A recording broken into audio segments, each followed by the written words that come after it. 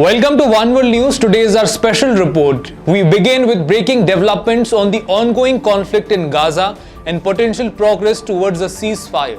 Media reports suggested earlier today that Hamas agreed to a draft ceasefire deal. However, US Secretary of State Anthony Blinken has denied these claims, saying the group has not provided a final response yet.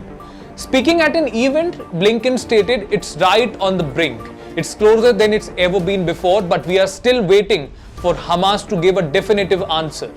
Mediators from the US, Qatar and Egypt have indicated that the parties involved, Hamas and Israel, are closer than ever before to finalizing a deal to pause the fighting and secure the release of hostages. Reports also suggest the agreement includes a three-phase plan. Phase 1 involves Hamas releasing 33 hostages over 6 weeks in exchange for hundreds of Palestinian prisoners. Humanitarian aid would also surge into Gaza during this time, allowing displaced civilians to return to their homes.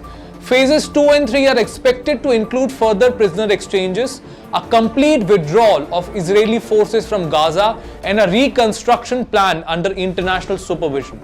Meanwhile, Israeli Prime Minister Benjamin Netanyahu is meeting top security officials tonight for a status update. His government must approve the deal before it can be implemented.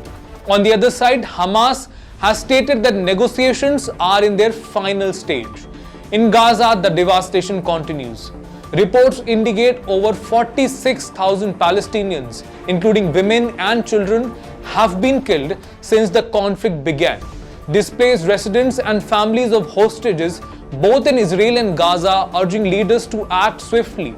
Protesters were seen outside Israel's parliament and in the West Bank, with families calling for immediate action.